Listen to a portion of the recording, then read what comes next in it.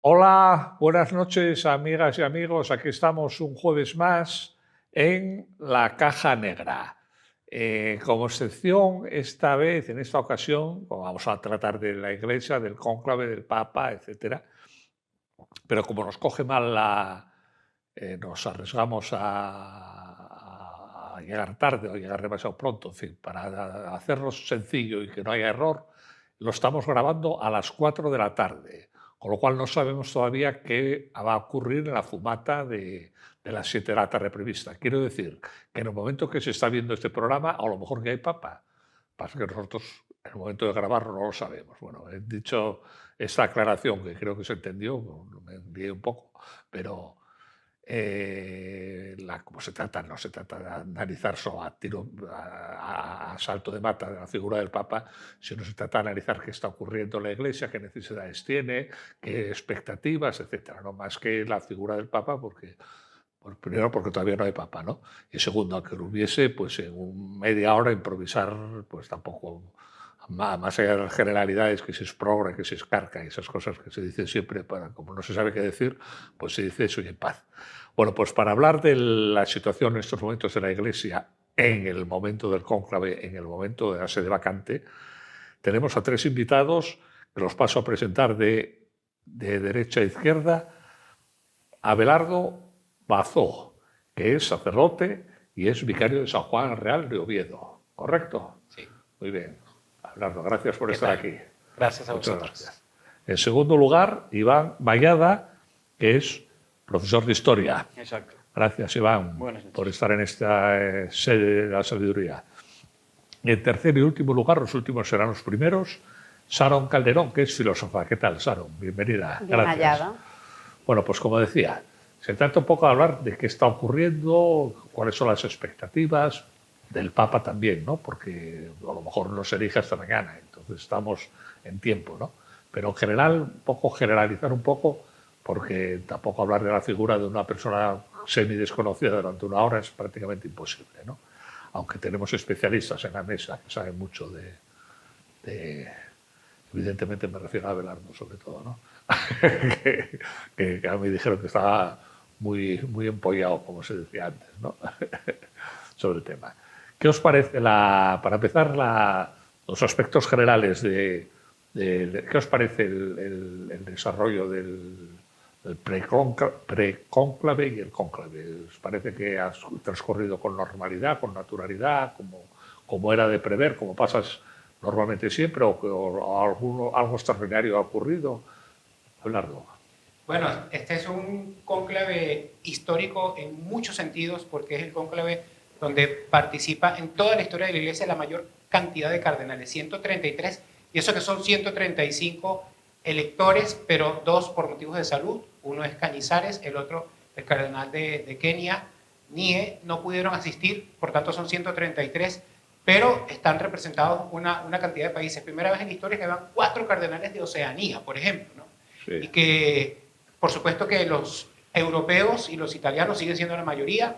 Los italianos son 17 cardenales, aun cuando el Papa Francisco dejó fuera del cardenalato a algunas sedes históricas italianas que siempre su arzobispo era cardenal, como Milán, como Venecia, como Palermo, y bueno, recientemente nombró al de Turín porque el anterior arzobispo de Turín tampoco era cardenal, con lo cual pues, es un colegio muy heterogéneo, muy diverso, y por tanto pues este conclave va a ser muy interesante. No sabemos si va a durar mucho o poco, pero por la cantidad de cardenales y la diversidad, pues puede que dure un poco más de 3 días. Iván.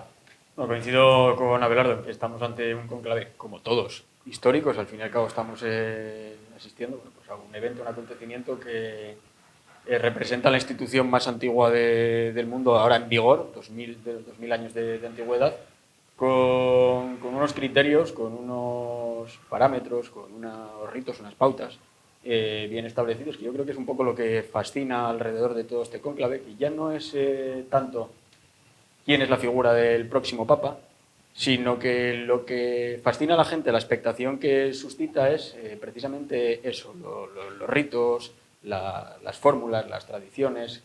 A mí una imagen muy sencilla que representa muy bien lo que es este cónclave, que me fascina, me parece magnífica, es que en el pleno siglo XXI, en la época de las redes sociales, las comunicaciones inmediatas, las videollamadas, todo el mundo está pendiente de algo tan simple como una chimenea. Y esa simpleza me parece que da magnificencia a un acontecimiento que, ya digo, representa una institución con 2000 años de antigüedad y lo que nos queda. Sharon, ¿qué te parece? Bueno, pues yo, dadas las circunstancias, creo que debemos apelar al principio de prudencia en todo lo que digamos aquí, y entonces voy a ser prudente, me lo voy a aplicar a mí misma. Y voy a coger el guante. Te ruego que seas prudente. Y a ver si lo conseguimos, a ver si lo conseguimos.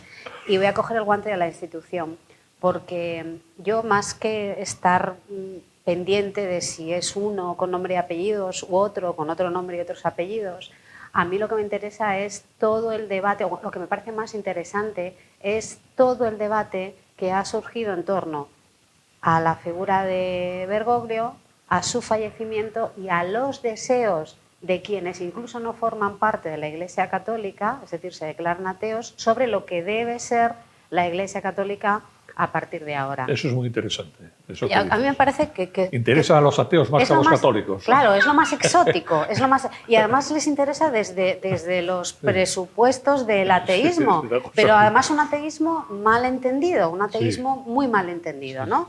Que es un ateísmo anticatólico. Sí, que yo creo que hay que distinguir un ateísmo católico, en el que yo me siento absolutamente identificada, y un ateísmo anticatólico.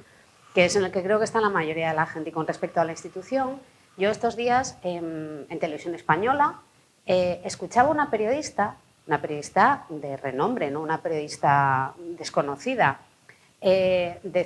reconocer que la Iglesia Católica tenía como institución, era una institución que tenía 2000 años de historia, pero al mismo tiempo decir que había sido nefasta. Y yo no sé si era consciente de la contradicción en la que estaba cayendo. Porque reconocer que tiene 2000 años de historia significa que es la institución más exitosa con la que contamos en la actualidad. Entonces, yo creo que lo que la periodista estaba realmente diciendo es que ella no participaba del catolicismo, no era creyente, pero claro, pierde toda la objetividad. Entonces, a mí estos análisis pretendidamente objetivos sobre lo que está ocurriendo en la Iglesia Católica, que en el fondo son sensaciones sobre lo que tú crees que debe ser, me parecen fascinantes. Pero de todos modos, eso que acabas de contar de esa señora enlaza con el argumento de Erasmo de la existencia de Dios, de la prueba de la existencia de Dios, que era que decía, si después de 1500 años la Tierra tombal sigue la Iglesia, es que Dios existe, evidentemente. Era un argumento muy bueno. Bueno, yo lo que digo, algo habrán hecho bien, evidentemente. Algo han hecho bien, evidentemente. Llevo 1500 años, caramba, es que Dios existe. Bueno, pues, no, es muy interesante lo que dices. De todos modos, yo veo que el católico estándar, bueno, bien, el nuevo Papa tiene la inquietud de saber quién es y tal, pero está mucho más alterado, diríamos, está el ateo, ¿no? Claro, porque es lo que le preocupa más. Pero es que el católico estándar acepta como acepta no va a ser de lo que otra salga manera, y demás, lo que salga, claro, no pasa nada. Pero como tiene que ser, por otro lado. Como tiene que ser, ya claro. quisieran muchos partidos políticos esa disciplina. Hay una imagen muy representativa, y es que hay una cadena de televisión, no voy a decir el nombre, pero tiene el micrófono verde. Dila, Pau Guillermo. La Sexta, que tiene 3 corresponsales en apenas 100 metros allí en la Vía de la Consolazione, en la plaza de San Pedro del Vaticano. No deja de resultar llamativo teniendo en cuenta la línea editorial de esa televisión. Yo creo que eso tiene que ver con que el Papa Francisco era el Papa de los excluidos, de las periferias, incluso de los ateos, de los que no creían. Iba incluso a países que eran de mayoría musulmana. De hecho, dejó de ir a Argentina y a España. O sea, es bastante indicativo eso, ¿no? Y quizás eso que hay tantos, como tú dices, ateos y tantas personas al margen de la Iglesia Católica que están tan interesadas en Francisco y en el cónclave, quizás tenga que ver podría ser un éxito, ¿no?, del mensaje del Papa Francisco en ese punto. Pues yo no, si puedo discrepar. Claro, por supuesto. Pero poco, era retórico, iba a discrepar. Pero poco. Iba a discrepar. Pretendía ser amable. El problema es que ese éxito se interpreta desde las coordenadas de cuestiones absolutamente ideológicas que tienen que ver con la política y no con la religión, aun cuando efectivamente la religión y la elección de Papa sea política. O O sea, no Pues, se puede, de no se puede acuerdo, hablar de otra de acuerdo manera. con lo que dices. totalmente. Entonces, a mí esto de, por ejemplo, dividir los cardenales entre progresistas y conservadores Y no alineados, me además. divierte muchísimo, porque que me expliquen, todavía no he conseguido que nadie me explique que es un papa progresista. ¿Y cómo los divides? A ver. No, desde sus perspectivas, pero dime qué es que un es papa. complicado, ¿Qué ¿entiendes? tiene que hacer un papa para que tú consideres que sea progresista? Es Pues- decir, poner a un hombre que se siente mujer, ordenar cardenal a un hombre que se siente mujer y lo Es la dice película explícitamente. famosa, ¿eh? La película fue Bueno, no es transexualidad, es otra cosa. Tampoco vamos a desvelarlo aquí para que quien no haya Sí. visto la película se la reventemos. Pero es que el debate feminista, por ejemplo, el papel de las mujeres en la Iglesia, pero si además hasta Bergoglio lo dijo, dice las mujeres tienen un papel esencial en la Iglesia porque María es la Madre de Dios. Entonces, a mí Bueno, pero todas estas vamos a ver, cuestiones... tienes razón, pero es que de alguna manera hay que entenderse. Claro, y lo de derecha, izquierda, progresistas, conservadores es una falsilla que funciona en general en la vida. Ahora, Yo coincido totalmente con Sharon. Yo creo que lo que hay no son diferentes perfiles políticos dentro del cardenalato, no, políticos no. sino claro. diferentes sensibilidades o diferentes maneras de entender la doctrina de la Iglesia. Y una doctrina de la Iglesia que es que tenemos que pensar que con 2000 años de antigüedad, lo que decíamos antes, es que es la institución viva y la más exitosa con diferencia. Es que con 2000 años de antigüedad esa doctrina ha tenido que irse adaptando a los tiempos. O sea, Bergoglio es que parece muy rompedor, pero es solo un papa más de aquellos que fueron actualizando, reformando, adaptando a los tiempos a la Iglesia, que si no se queda desligada de lo que es la sociedad, que es bueno, pues su público. Entonces me parece que hierran todas estas cadenas, todos estos periodistas, que sí que es verdad que ponen un foco mediático muy intenso, pero es lo que dicen ellos. A mí me gustaría saber lo que se dijo en las congregaciones previas a la apertura del cónclave, o lo que se habla ahora, pues en los corrillos que se hacen previos al cónclave, antes de las votaciones, después, en la merienda, en el desayuno, en la cena.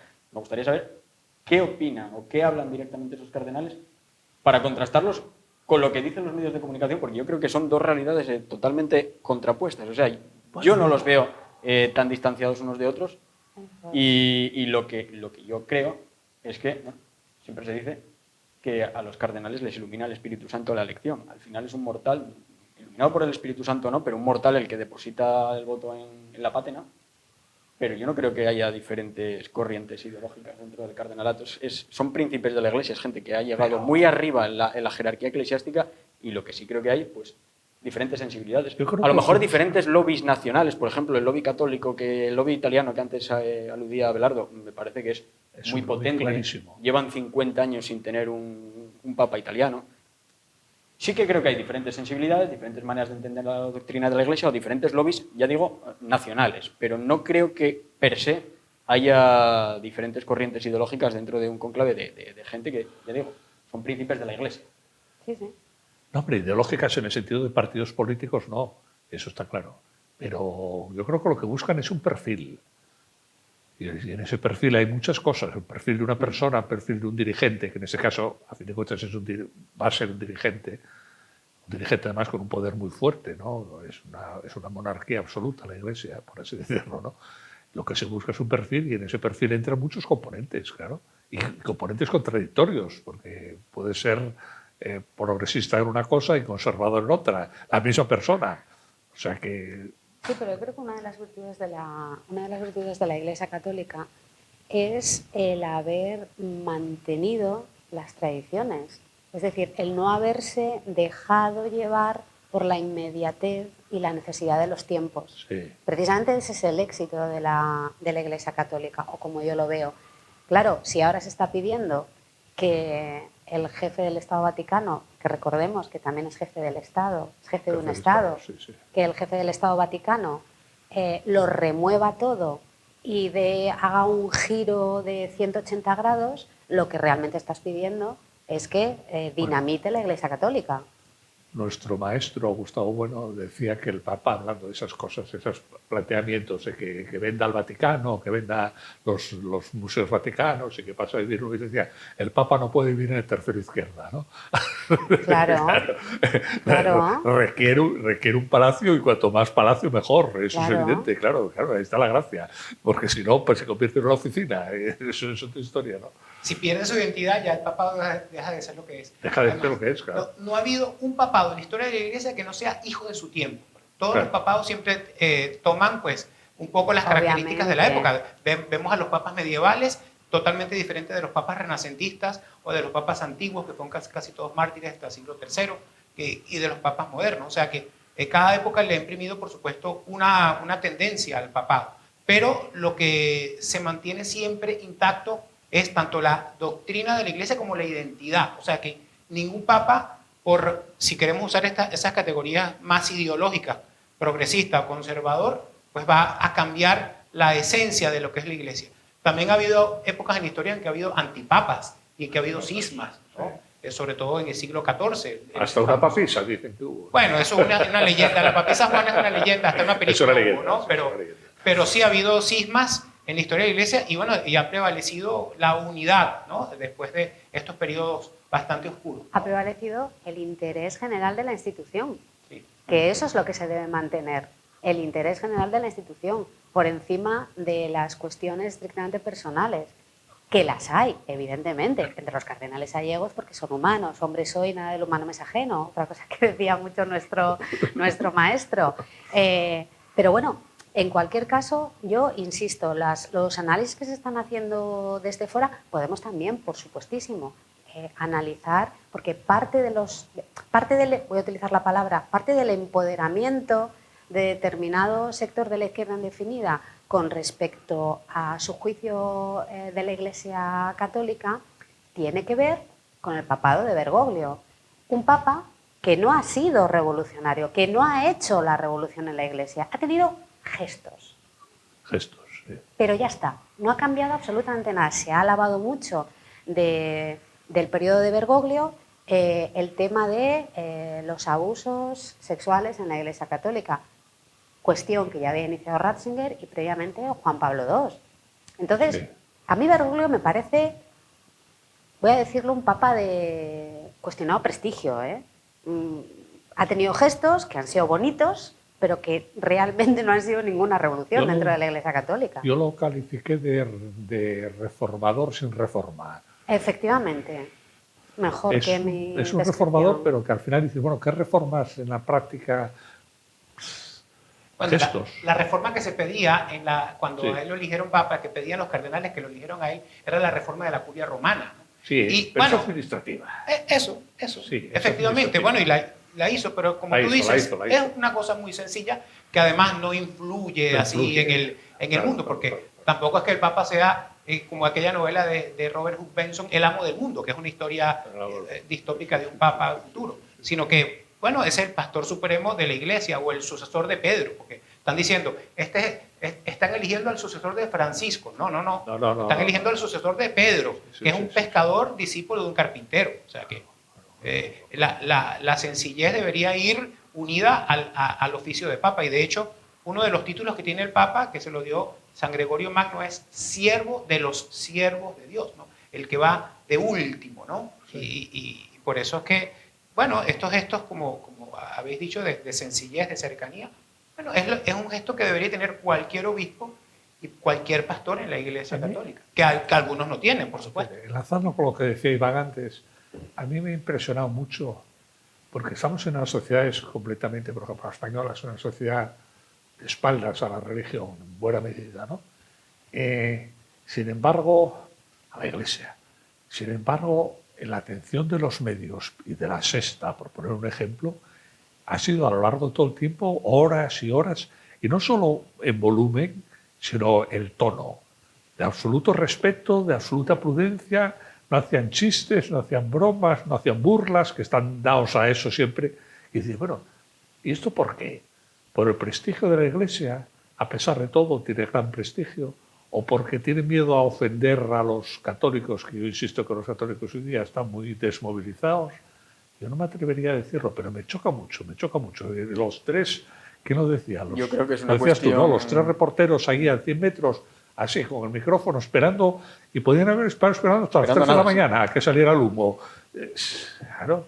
Yo creo que es una cuestión mucho más prosaica, y es que de repente estamos ante un acontecimiento mundial que pasa una vez cada 10, 15, 20 años, 5, los que sean, y que le sirve para llenar horas de escaleta televisiva sin tener que preparar el programa.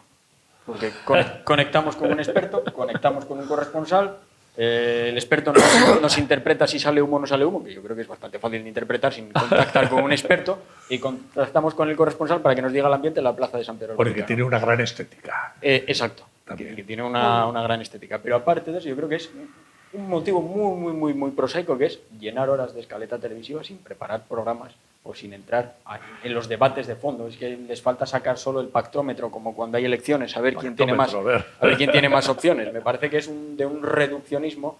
No, y no se mojaron nada. Bastante burdo, teniendo en cuenta esos medios que despliegan tan intensos. Nadie ha apostado por ningún candidato. Y el único que oí apostar, que lo dijo como broma, fue a Trump a favor del cardenal de Nueva York. Pero bueno, lo dijo, le pusieron un micrófono y dijo: aquí hay un cardenal en Nueva York muy bueno. Como puedes decir cualquier cosa, ¿no? Bueno, Trump nunca dice nada en broma, así que él dice lo que opina, luego se ríe. Para creo que completar la perspectiva que ha dado Iván a la pregunta que nos has hecho, yo creo que también porque desde esos medios de comunicación que están claramente posicionados en un sector ideológico de izquierda indefinida, que están esperando que el próximo papa sea uno di noi, ¿no? Como dirían los mafiosos. Y entendían que Francisco, pero lo entendían porque no entienden la Iglesia Católica, no entienden la religión y no entienden la Iglesia Católica, entonces según sus entendederas entendían que el Papa Francisco era uno de los nuestros. Entonces, en esa espera, confiando en que vuelva a salir un perfil, como, por cierto, un perfil que no va a parecer aquí que le tengo manía a Bergoglio, en absoluto, pero me parece que Ratzinger era infinitamente mejor papa que Bergoglio en todos los sentidos, Entonces, en esa perspectiva están como a la espera y respetuosos, pero respetuosos porque es uno de los nuestros. Veremos a ver quién sale elegido papa, y yo vaticino y aquí que si no es un papa acorde, uno di noi, si no es uno di noi, tardarán menos de 24 horas en hacer bromas de mal gusto, chistes y todas estas cosas que ahora parece que están conteniendo. Está bien la teoría. ¿Cómo lo ves ahora? Sí, en el siglo XX hemos tenido una sucesión de papas muy distintos uno del otro, y parece que van quizás desde lo pastoral a lo intelectual. Por ejemplo, a partir de Pío XII, podemos decir, era un intelectual, un gran papa. Luego vino un pastor más pastoral que fue Juan XXIII. Luego vino un intelectual que fue Pablo VI. Luego vino un pastor que fue Juan Pablo I, que duró 33 días. Luego vino un intelectual, pero pastores, y quizás el que más integró esas dos partes fue Juan Pablo II, ¿no? Porque además tenía un gran carisma, pero él era profesor universitario, autor de libros, ¿no? Un gran intelectual, que fue sucedido por un intelectual mucho más elevado que él. Porque que aprovechó para publicar todos los libros que ahora había publicado. Eso también. Eso tenía tiempo. Los tenía guardados en un cajón, no los publicaba, y ahora que soy papa me los publica. Ojo, pero los tenía escritos, que ya es mucho. Sí, eso. Ratzinger, ¿qué te digo yo? O sea, se perdía de vista. Para mí es uno de los más grandes teólogos, no solo del siglo XX, sino de la historia de la Iglesia, ¿no? Y claro, luego de Benedicto viene otro pastor. A ver si nos toca perdonad un poco las categorías intelectual pastor, porque quiero distinguir un poco tendencias, ¿no? Claro. Y también dicen que, evidentemente, estas categorías de conservador, liberal, son bastante ideológicas, pero dicen que el que fue conservador como cardenal es un papa liberal, y el que fue liberal como sacerdote luego es un papa conservador. Ejemplo, Ratzinger en el Concilio Vaticano II era un teólogo de avanzada hasta el punto que en los círculos más conservadores prohibieron leer algunas obras de Ratzinger. Y luego, bueno, fue calificado como un papa, vamos a decir conservador, pero no me gusta esa categoría, pero luego hizo un gesto que es un gesto no de un conservador, que es renunciar, ¿no? Por ejemplo, ¿no? Y entonces el Papa Juan XXIII era un cardenal muy conservador y pasó a la historia como liberal porque convocó el Concilio Vaticano II, etcétera, ¿no? O sea que esas categorías son bastante ambiguas y diferentes. Lo que, digamos, los católicos quieren es un papa que confirme en la fe a los católicos, o sea, que ame la doctrina, que no haga que la iglesia pierda su identidad también doctrinal. Creo que es lo que esperan muchos. Mira, yo coincido en dos cosas con Abelardo, de las que acaba de decir. Y una es que nunca se sabe el cardenal cómo va a resultar de papa. De hecho, bueno, se dice, es que el 80% de los cardenales han sido nombrados o han sido elevados al cardenalato por Francisco, con lo cual va a ser un papa de una tendencia similar a la de Francisco. Bueno, no tiene por qué. A Francisco sale de un cónclave donde los cardenales han sido elegidos por Wojtyla y por Ratzinger, es decir, por dos papas de marcado perfil, podríamos decir, conservador. Entonces, nunca se sabe estas cuestiones, cómo va a resultar un cardenal de una vez es elevado al papado. Y otra cuestión, parte del éxito de la Iglesia, para mí el éxito de la Iglesia son dos patas, pues al 50% igual de importantes. Una es que ha sabido innovarse, que ha sabido ir con los tiempos. Y otra cosa es que al mismo tiempo la Iglesia ha sabido dar certezas y certidumbres. Sobre todo lo que comentaba antes Abelardo. Pues en tiempos muy oscuros, tras la caída del Imperio Romano, las invasiones bárbaras, en las guerras medievales, en el Renacimiento con la ruptura de la Iglesia. Es la Iglesia la que sabe recoger la herencia greco-romana, aunarla con la doctrina de la Iglesia y darnos esa herencia que es la que hace culturalmente a Occidente como el lugar más avanzado hoy en el siglo XXI en cuanto a estándares de vida, de calidad de vida, de pensamiento, etc. Entonces, certidumbres y renovación o adaptación a los tiempos. Creo que el nuevo Papa debería seguir la línea de Francisco de, bueno, pues sí, actualizar la Iglesia al siglo XXI, gestos tan simples como abrirse una cuenta de Twitter, por ejemplo. No hablamos de grandes reformas. Y a la vez aportar certezas y certidumbres para esos católicos que, como dice Abelardo, bueno, pues pueden sentirse tentados de caer en el ateísmo, de dejar de ser católicos, de irse a la Iglesia evangélica, etcétera, etcétera, etcétera. ¿Por qué? Porque puede haber un pastor que no sea pastor, que no aúne al rebaño. Entonces a mí me gustaría que el nuevo Papa aunara esas dos tendencias. Yo fui bergogliano al principio. Aquí yo cuando iba a la óptica a comprarse las gafas el sol o un taxi, esos detalles me ganaron. Después fui anti-bergogliano cuando empezó a ir demasiado profe, pero ahora en los últimos años me hice bergogliano otra vez, porque yo creo que la Iglesia necesita una reforma a fondo.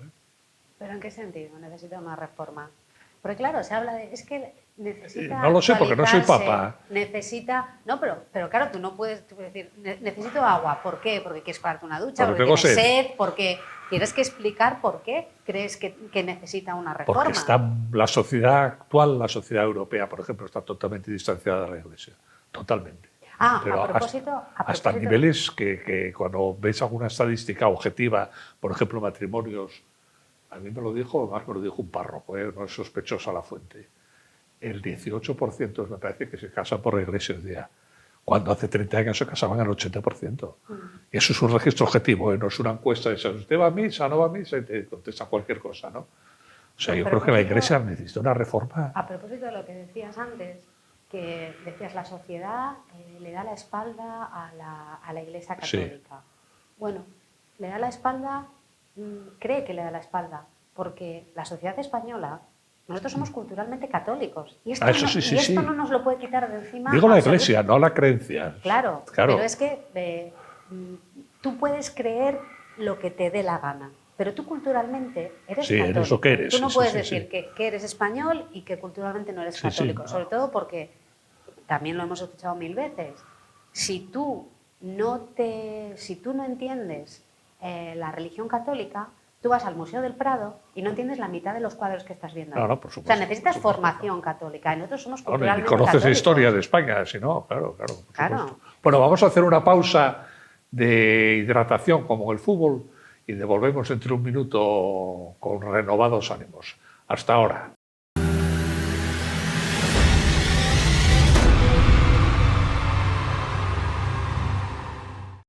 Bueno, ya estamos de vuelta después de la pausa de hidratación y repito lo que dije al principio. Este es un programa que se graba a las 4, a partir de las 4 de la tarde, por lo tanto es probable, es posible, más que probable, es posible que cuando se emita, en torno a las 11 de la noche, ya tengamos nuevo Papa. Pero bueno, como esas cosas son imponderables, pues tiramos para adelante, ¿no? Dicho, ojalá pues tengan el detalle los cardenales y esperar a mañana para no chafarnos el programa. Hablabas de reforma. Sí. Digo que lo que hay que reformar en la Iglesia Católica es que los pastores no sean tan demagogos, ¿no? Uno dijo una vez, el Papa Francisco, escuché uno decir, dijo más que hizo. Bueno, claro que su función era hablar, era decir, sí. Pero efectivamente lo que hace también importa mucho. Pero yo digo que a veces en la Iglesia hay una tendencia de algunos pastores a ser muy demagogos, a llenarse la boca con cosas y a hacer lo contrario de lo que dice. Bueno, lo dijo Jesús de los fariseos, hacer lo que ellos dicen, pero no lo que ellos hacen, no hacen lo que dicen. Y lo digo, por ejemplo, en los años 80, 90, yo estaba en el seminario en esos años, cuando un sacerdote quería tener un poquito de prestigio, utilizaba mucho el adjetivo pastoral, ¿no? Entonces con el pastoral todo se resolvía. Sí. Ahorita ha cambiado la moda, ahorita la moda es el adjetivo sinodal. Pero yo he comprobado con todos los obispos que conozco, ¿no? En Venezuela, en Europa conozco menos, pero en América, etcétera, que los obispos, bueno, yo evidentemente no voy a hablar mal de ningún obispo, por supuesto, y de paso tengo que decir que el de Oviedo para mí es una maravillosa persona. Para mí también. Pero los obispos, cuanto más hablan de sinodalidad, son menos sinodales en la práctica, son más tiranos, más déspotas. No suele ocurrir. No, pero es que digo, en otros ámbitos de la vida. Pero es que es matemático, es inversamente proporcional la sinodalidad a la realidad. Igual los sacerdotes. Entonces, uno dice, la iglesia lo que tienes que hacer es moverse. O sea, la Madre Teresa de Calcuta hablaba muy poco, pero cuánto hacía y en silencio, ¿no? Sí. Yo hablo, por ejemplo, de Cáritas, ¿no? ¿Cuánto ayuda Cáritas? Y uno no se entera, ¿no? Nadie se entera. La gente atea quizás esté recibiendo una ayuda de Cáritas en España, que funciona muy bien, hay que decirlo, porque, bueno, yo vengo de otra realidad, que también tenemos a Cáritas allá en América, pero que ayuda a muchísima gente que ni siquiera, pues, cree en Dios o es católica, ¿no? Sí. La Iglesia Católica lo que tiene que hacer es ponerse las pilas, porque bueno, está esa es tu versión de la reforma, ponerse las pilas. No, pero pues también voy a explicar en qué sentido, claro, que si lo dejo así, pues quedo como una demagoga. Que no digo que no lo sea en alguna ocasión. Es ponerse las pilas porque tiene enfrente otras religiones, principalmente el islamismo, que entra en contradicción, es un choque. Eso no es sinodal. Eso es un choque. Pero eso no es sinodal, ¿qué estás diciendo? No es sinodal. No es sinodal, claro. No. Ojo. Afortunadamente estoy fuera de la estructura, no recibiré castigo.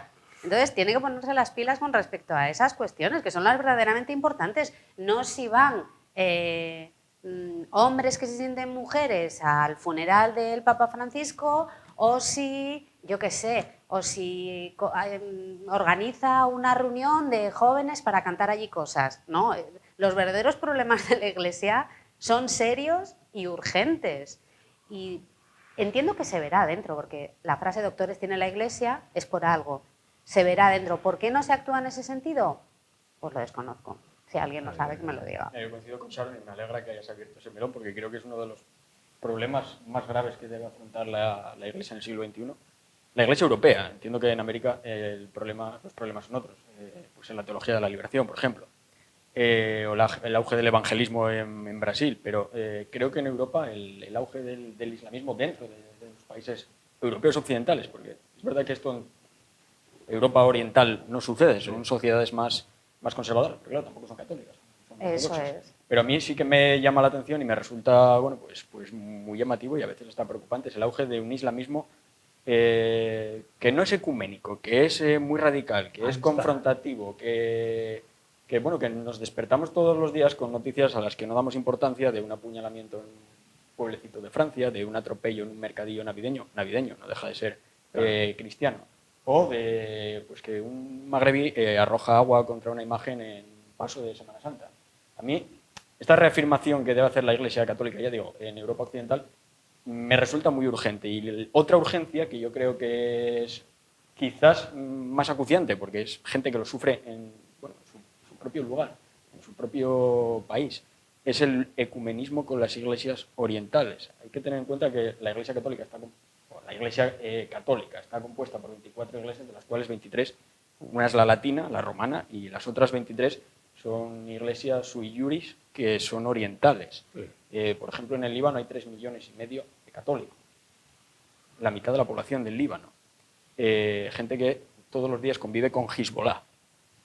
En Siria, Convive es un decir. en Siria lo mismo, bueno, sobrevive. En Siria exactamente lo mismo. En Egipto, la iglesia copta, un 10% de la población egipcia que bueno, pues, vive puerta con puerta con un yihadismo, con un radicalismo islámico muy exacerbado. Entonces a mí me parece que reafirmar el catolicismo en Europa Occidental y a la vez ayudar a esos otros católicos debería ser fundamental bueno, pues para evitar males mayores. Pero hay una tendencia a la Iglesia, yo no sé si mayoritaria, no digo en el sentido contrario, pero en el sentido siguiente. Yo lo recuerdo, el cardenal Martini, no sé si os acordáis de él, que era el arzobispo de Milán y pasaba por ser el próximo papa, después de Juan Pablo II, pero tuvo un Parkinson y tal, y bueno, quedó descartado. Fue premio Princesa de Asturias, que estuvo aquí, que lo entrevisté. Bueno, pues el cardenal Martín, entre otras cosas, que se hacía bastante propaganda para, bueno, estaba en campaña electoral de alguna manera. Una de las cosas que proponía era, si salía papa, él o quien fuese, marchar a Jerusalén, a vivir a Jerusalén, a las 3 religiones. Claro, claro, mira que cara pone. Esas cosas se planteaban, o se plantean, ¿eh? Sí, bueno, unas cosas muy, muy extrañas, ¿no? Ya pasó eso en el siglo XIII con el papado de Aviñón. Vamos a vivir a Aviñón. Bueno, con otra motivación quizás, pero bueno. Si te vas de Roma ya no eres el obispo de Roma. El obispo tiene obligación de vivir en su sede. Pero eso de la reforma de la iglesia, yo pienso que es volver a los orígenes. No sé, algo tiene que reformar la iglesia y siempre históricamente ha estado como ese empeño es volver a sus raíces, ¿no? A lo inicial, a lo que le dio lugar, ¿no? A esa pureza, digamos, de los principios, de los orígenes de la caridad, de la comunidad, de la ayuda mutua, de la evangelización, etc. ¿no? ¿Cómo se hace eso? Bueno, yo creo que eso...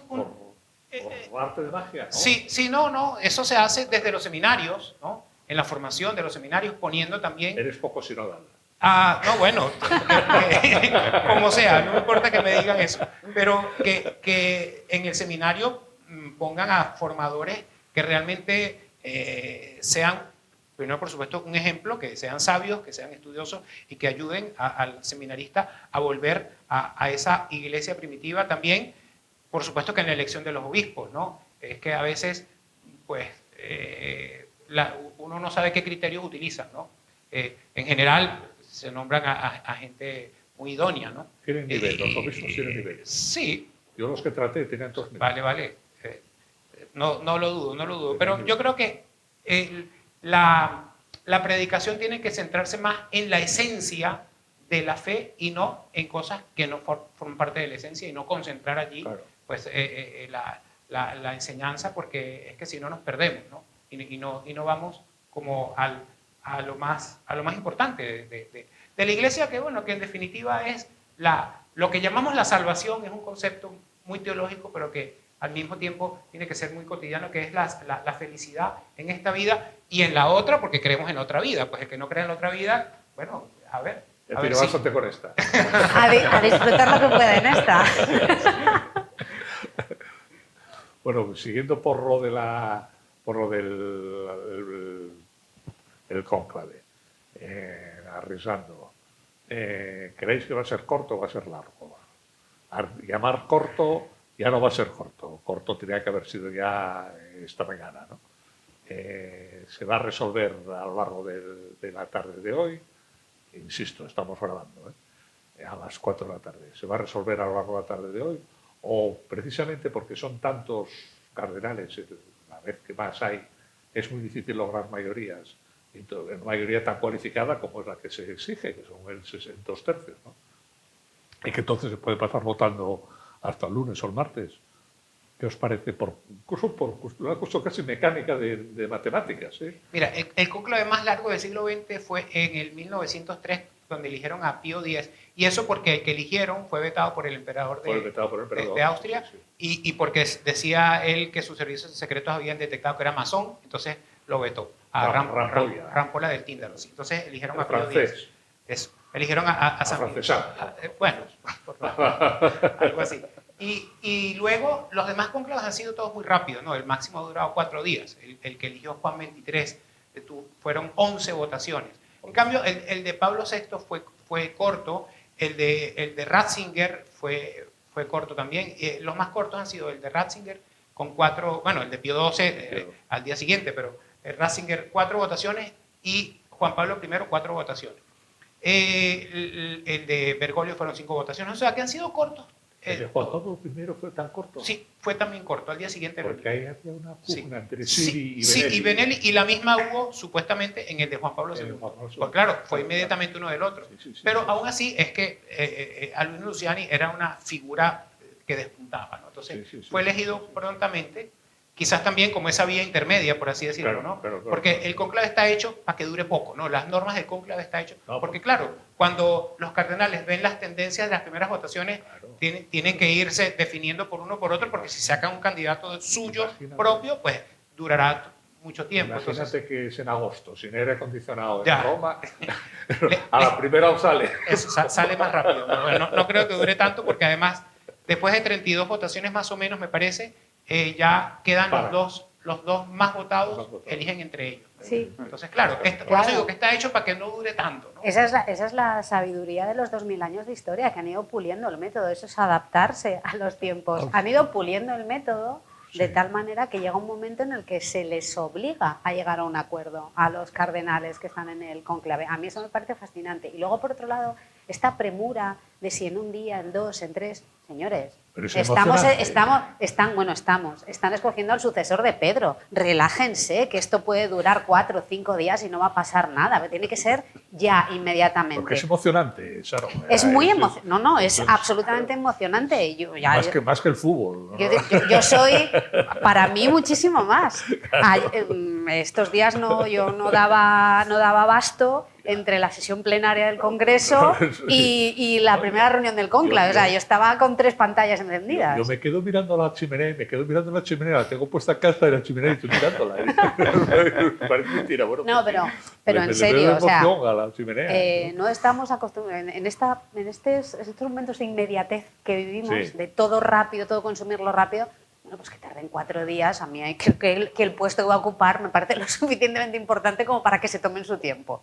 Claro. Yo coincido con Sharon, que está hecho para que dure poco, para que el cónclave sea rápido, pero tardan 1268 años en llegar a esta conclusión. ¿Vale? Hay un periodo ese de vacante de 3 años en mitad del siglo XIII, donde los cardenales se reúnen, hasta que al final en Orvieto, que es la ciudad en la que están, el Consejo Municipal decide encerrarlos en un palacio para que se pongan de acuerdo ya. Claro. Y a partir del segundo día solo les dan pan y agua. Eso, sí. Eligen a Gregorio X. Fallecieron varios. A Gregorio X, que ni siquiera está en Europa, está en San Juan de Acre, que es el último reducto cristiano en Tierra Santa en esa época. Con lo cual tienen que mandar un emisario que vaya a buscar al futuro Gregorio X, que venga a Orvieto y que sea coronado papa. Entonces, el periodo ese de vacante todavía dura medio año más. Y ahora está pensado para que sea rápido. Por ejemplo, el de Pacelli, que venía de ser el personaje más importante en la curia romana durante 17 años, durante el pontificado de Pío XI, firmó el concordato con el Tercer Reich, firmó el pacto de Letrán con Mussolini, poniendo fin a 50 años de guerra declarada entre el Estado italiano y el Vaticano. La elección, el cónclave que elige a Ratzinger, es también muy rápida porque venía a ser la mano derecha incuestionable de Juan Pablo II. Luego, por ejemplo, el cónclave que elige al cardenal Roncalli, al futuro Juan XXIII, es un poco más largo. Se dice que porque Nikita Khrushchev veta a uno de los candidatos iniciales, que era uno de los preferidos.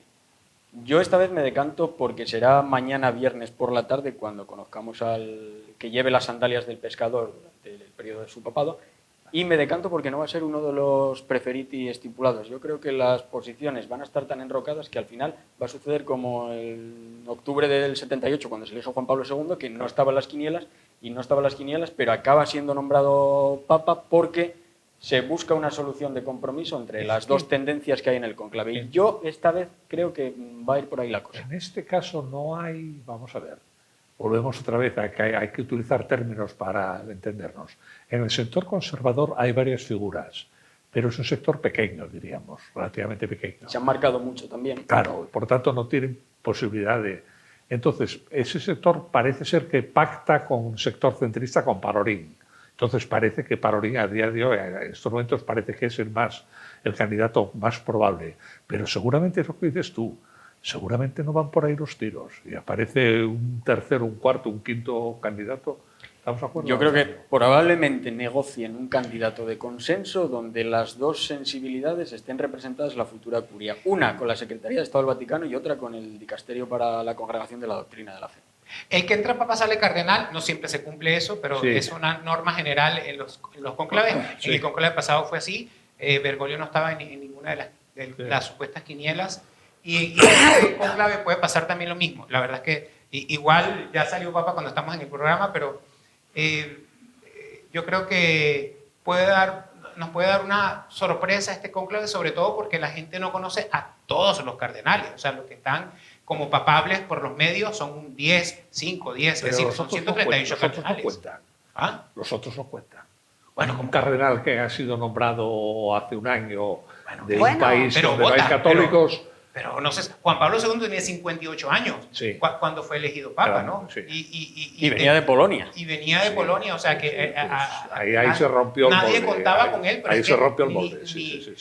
ni remotamente. Entonces, claro, Pero ya sabes la broma, ¿no? Un santo Sí. padre, no, un padre eterno, ¿no? sí, un padre. No, y por eso es que se dice que en Roma no quieren elegir a un cardenal menor de 70 años, ¿no? Bueno, es como Claro. un sentir común que hay, Claro, ¿no? Para claro, que no claro. dure tanto como Tanto, papa, claro, ¿no? claro. Y entonces, por eso es que los más papables son mayores de 70. Sin embargo, hay dos papables, bueno, que están en las listas, que son menores de 60, que son Artime y Tagle, ¿no? Que tienen 60 y algo, ¿no? Entonces, Bueno, yo creo que el filipino hay que descartarlo porque cantó el Imagine de John Lennon. Sí, ya, Entonces yo es creo que una... no creas, Yo ¿ah? creo que hay que descartarlo. yo creo que... o sea, Pero yo creo hay que le cambió la letra, descartarlo. me parece. De Sí, todas Lo maneras, de- si yo tuviera poder, esto es Y lo de esto es Zuppi, que anda descartable en bicicleta por Bolonia también cuenta, ¿eh? Yo creo que un cardenal que anda en bicicleta puntúa mucho. Esto podemos seguir, como dicen ahora, esto es una línea roja para mí. No, yo, mira, coincido un poco con los dos, y es que tenemos un cardenal asturiano, que es Fernández Artime. Es joven, ¿vale? Tiene 64 años. Es muy joven. Pero es un hombre muy conocido, a pesar de que solo lleva 2 años en el cardenalato. Es muy conocido porque es el mayoral de los salesianos desde hace década y media, creo. Con él se rompió el molde varias veces porque es la primera vez que alguien fue elegido cardenal sin ser obispo. Sí, sí, lo mismo. bueno, no, eso ha pasado varias veces, pero es la primera vez efectivamente que alguien fue cardenal Siendo mayoral de una orden. Eso. Exacto. Que esto lo ha hecho mucho el Papa El Francisco, Papa y Francisco. no se solía hacer, ¿no? Nombrar a generales de las órdenes religiosas, obispos y cardenales. Exacto. De hecho, hay un ex general de orden que también es cardenal, Yo que creo es que tiene- Radcliffe. Entonces me está parece en el un Congreso. perfil, contra me que parece un después- perfil interesante que sí que podría ser, pues a lo mejor, Pero no tienen contra ese el- perfil de consenso entre ambos, porque es conocido, es un tipo carismático, es bastante locuaz, tiene una gestión bastante solvente al frente de los salesianos. Mira, por ejemplo, Tagle siempre se ha puesto en entredicho su gestión al frente de Cáritas, que es Cáritas. por lo que Francisco le Que lo aparta recuerdo todos los días de para Cáritas. fastidiarle. Entonces, bueno, pues sí que creo que por ahí podrían ir los tiros. Lo que pasa Y es es hijo que de después pescadores. un jesuita, un salesiano. Bueno, ¿por qué no? Bueno, hombre, no sé, por lo de siempre, por mezclar, ¿no? Lo que está claro es que en Italia tiene una regla que nunca falla, que es la regla del péndulo. Después de un papa Claro, gordo por viene eso. un papa flaco. Después de un papa flaco viene un papa gordo. Por Entonces, favor, bueno, claro, por eso por mezclar. esa es la única regla que podemos aventurarnos a Por lanzar cierto, al aire. Los salesianos son la congregación religiosa que más cardenales tiene 5, ¿no? Son 35 cardenales religiosos de los 135, ¿no? Y de ellos 5 son salesianos. Luego hay 4 jesuitas, 4 franciscanos y, Sí, bueno, y otras órdenes, pero los que más tienen son los salesianos. También es curioso dato. Sí, sí, Yo sí, creo sí. que lo más destacable es que vamos a ciegas. Se pueden hacer apuestas y quinielas, por Oye, supuestísimo. yo encantado, ¿eh? Pero, y a mí, y vuelvo a insistir, me parece fascinante esta liturgia, este protocolo, como se quiera llamar. Es que va todo el mundo a ciegas. Evidentemente, quien haya hecho quinielas dirá, pues yo acerté. Pues sí, acertaste, pero porque alguien tiene que acertar. Si todos Claro, nombramos a los claro, claro, 133, claro. pero a mí eso me parece fascinante de todo este proceso. No, no, absolutamente fascinante, absolutamente estético y dándole a la palabra estética todo el valor que tiene. Ah, Que es muy importante, eso es muy importante. Maravilloso el momento en el que se canta, se Veni dice en voz Creator. alta, no, el extra omnes. Extra, sí, sí, Y- sí, sí. Annuntio vobis gratium magnum Y se habemus desplaza, papam. es decir, no hay prisa, no hay prisa, no hay prisa. Se desplaza por toda la Capilla Sixtina desde el fondo hasta la puerta para cerrar la puerta, para cerrar las puertas. Todas esas cosas, Eso es muy eclesiástico. eso lo de es la no absolutamente prisa. maravilloso. Yo a Una puerta que determinada- está enmarcada por 2 guardias suizos maravillosos con sus Eso uniformes es, eso es. vistosísimos. Bueno, hay un par de series, El joven papa y el nuevo papa, que, bueno, aparte de que están dirigidas maravillosamente, no hay película sobre un papa de Roma. Tienes que ser muy torpe, muy torpe, muy torpe, muy torpe como director para no hacer una gran película que embelese con Sí. esos escenarios. Sí, Es lo que de es la rematadamente prisa, idiota, vamos. Yo dicho llamo a así. veces a un determinado monasterio betense y tardan un cuarto de hora en venir. Digo, ¿cómo vivir en otro mundo? Porque ya me está- Eso se sí, lo- un momento, y lo dejan ahí y estás esperando, esperando, esperando. Se lo pregunto yo una vez a un nuncio apostólico, ¿por qué la iglesia se tarda tanto? Se tarda tanto. Y sobre todo Roma, ¿no? Entonces él me dijo, tenemos todo el tiempo del mundo. Sí. Maravilloso. Bueno, pues, va a estar Dios con nosotros hasta el fin del mundo. O sea, que no hay- Maravilloso. no hay ninguna prisa. No hay prisa. Está bien esa respuesta. Sí, sí, sí. Bueno, más cosas, a ver. Entonces, ¿hacemos una porra o no nos atrevemos a hacer una porra? ¿Os parece irreverente hacer una porra? Yo soy tupi, lo digo por yo delante, me acojo tupi. a lo que dije al principio y máxima prudencia, sobre todo prudencia por desconocimiento, porque Por desconocimiento. los nombres que... Yo no voy a hacer porras porque igual cuando estoy diciendo esto ya salió Papa. Claro, Lo más seguro claro. es que no. Pero yo sí, me parece que hay unos cardenales muy interesantes que van... Bueno, yo creo que todos son interesantes, la verdad, ¿no? Porque además la Iglesia pide a sus sacerdotes una formación, y hoy más que nunca, muy esmerada, ¿no? Y mucho más a los obispos y mucho más a los cardenales. Claro, siempre hay excepciones, ¿no? Pero en general, un cardenal es una persona que por lo menos es muy culta, ¿no? Claro, hay especialidades, personas que son canonistas, son expertos en derecho canónico, y varios canonistas muy fuera de serie, como Erdó, como el cardenal Burke, el de Estados Unidos, aunque bueno, parece que es un poco demasiado tradicionalista si queremos dar un adjetivo, y no creo que lo voten, pero luego hay, de hecho fue presidente del mayor tribunal de la Rota Romana en Roma.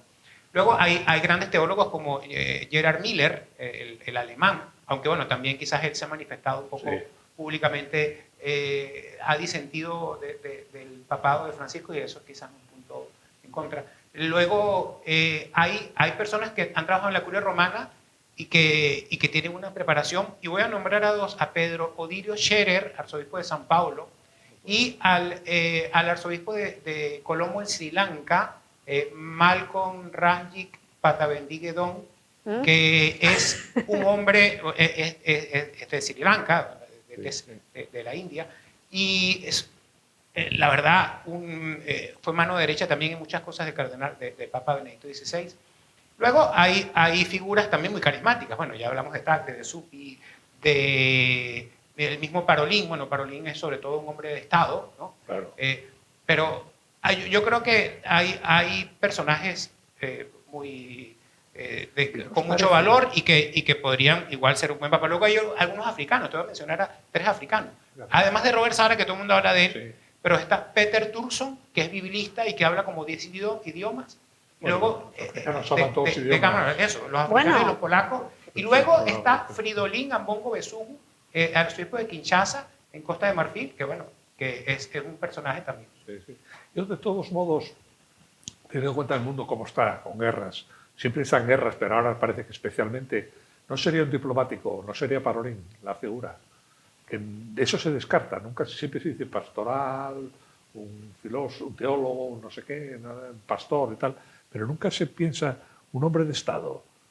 Sí, efectivamente. Bueno, yo escuché a quien sabe, no ha salido de mi boca, no me lo quiero atribuir, que cuantas más votaciones pasaran, menos oportunidades tendría Parolín, sí. de salir. Sí, es decir, si se llegaba al viernes, las probabilidades que tenía descendían notabilísimamente. Claro, porque surge siempre una tercera opción, ¿no? Claro. Cuando se trancan las opciones, dos, entonces surge una tercera. Y bueno, lo que pasa es que el Papa tampoco, el Papa es un pastor, ¿no? La esencia de su ministerio no es política. Y de hecho, cuando el papado ha estado más dado a lo político, ha perdido mucho prestigio, hablo de la historia de la Iglesia. Y cuando se ha desligado más de la política es cuanto más prestigio ha obtenido. O sea, por eso es que un perfil así político, claro, evidentemente que Parolín también es un sacerdote, es un hombre muy, muy cercano, tiene mucho sentido del humor también. Bueno, yo, si me da tiempo, cuento una pequeña anécdota. Cuéntala. Que cuando él fue nuncio en Venezuela, él me llamó porque yo era el maestro de ceremonia de la misa del Jueves Santo, donde él iba a presidir, ¿no? Sí. En mi diócesis, al lado de Caracas. Entonces le dijeron, mira, habla con el maestro de ceremonia, y entonces me llama y me dijo, yo no parlo bien español, ¿qué debo decir? Primera vuelta que celebro la misa. Entonces empezó a decir, ¿qué tengo que decir en la plegaria eucarística, ¿no? Cuando le toca celebrar? Entonces yo le digo, mire, usted tiene que decir, cuando nombre al vescovo, ¿cómo se llama el vescovo? Entonces yo le digo, usted tiene que decir, con mi hermano Trino, el obispo se llamaba Trino, y conmigo, indigno siervo tuyo, ¿no? Entonces me dice, repita, ¿qué tengo que decir? Conmigo, indigno siervo tuyo. Entonces me respondía, muy indigno. Es un hombre con mucho sentido del humor y muy divertido. Bueno, igual lo tenemos. Sí, pero quiero recordarlo que no tenemos o no se debería elegir un papa simpático, un papa con sentido del humor. Quiero decir que las virtudes que adornen al nuevo papa deberían ser otras. No que sea campechano. No, pues el buen humor es muy importante, ¿eh? Yo no me atrevo a hacer un vaticinio. Me decanto por esa opción que decía antes, de que sea un papa de consenso, como sucedió en el 78 con Juan Pablo II. Pero no me atrevo a hacer un vaticinio. Yo, como católico practicante, pues el papa que los cardenales, guiados por el Espíritu Santo, elijan, pues será mi pastor. El que te toque. Lógico. Y Sí, será está bien. el padre de la Iglesia, el sucesor de Pedro, y con él continuaremos. Sharon, No. Bueno, tú entras en... ya es la tercera vez La que lo voy a prudencia, decir. la prudencia. No, pero vamos, prudencia porque reconozco mi ignorancia en este sentido. Entonces sería una osadía tremenda que yo pusiese aquí encima de la mesa cualquier Yo lo nombre. que tengo cuando... mucha ganas de ver la reacción de los medios al nuevo papa. Bueno, pero esto ya lo he especificado, ya lo he Sí. explicitado antes. Sí. Es decir, si es uno de los que consideran desde sus entendederas, que se me entienda, uno de los suyos, pues por supuesto no habrá ningún problema. Como consideren que forma parte en esa dicotomía inexplicable entre progresistas y conservadores, que es conservador, no van a tardar ni 24 horas en criticarlo. Tirarse al cuello. Es que necesitamos un papa que sea de todo, o sea, que no sea sectario, que no sea yo soy de este grupo, yo me identifico con aquellos, o sea, eso sería fatal, ¿no? O sea, que el papa es el padre de todos, de los que celebran la liturgia de una manera o de otra, de los orientales, de los latinos, de los jesuitas y de los neocatecumenales, es decir, de todos, ¿no? Sí, yo creo que efectivamente, pero ¿por qué desde esas categorías inexplicables, como he dicho antes, dar una misa en latín es mal? Claro, es que son cosas absolutamente estúpidas. O sea, dar una misa en latín te coloca ya en una posición que es absolutamente inaceptable para un montón de gente. De hecho, a mí las misas en latín me parecen maravillosas. Preciosas. Y creo que una de las cosas que más magníficos hacen a los cónclaves es que la lengua empleada, la lengua vehicular, sea el latín. Exacto. Ha sido siempre, durante 1800 años, la lengua de la cultura, que para mí debería ser la lengua oficial de la Unión Europea, igual es ir demasiado lejos, pero me parece maravilloso. O sea, me parece que toda esa toda esa ritualidad que adorna el cónclave parece que es fascinante. Sí, sí, sí, Bueno, absolutamente. Hasta en Duolingo hay latín, por si acaso. Hasta aquí llegamos. Bueno, perdón, déjame un momento. ¿Has recordado lo que pasó con la dimisión de Ratzinger? Ah, sí, sí, que nadie Claro, entendió. Que nadie entendió porque Una nadie periodista, sabía sí. latín. Hasta Ya. aquí llegamos. Repito lo que dije al principio. Este programa se graba a las 4, se grabó a las 4 de la tarde. Por lo tanto, antes de la fumata de las 7, prevista para las 7. Y a lo mejor estamos aquí hablando, yo creo que con sentido, pero de todos modos, a lo mejor ya hay papa cuando se emitan a las 11 de la noche. Así que con esa salvedad, que bueno, no tiene tampoco demasiada importancia o ninguna importancia, despido a los 3 contertulios. Gracias, Abelardo. Gracias, Iván, y gracias, Sharon. Un placer. Y gracias a todos vosotros. Volveremos el próximo jueves, ya seguro con nuevo Papa, seguro. Buenas noches.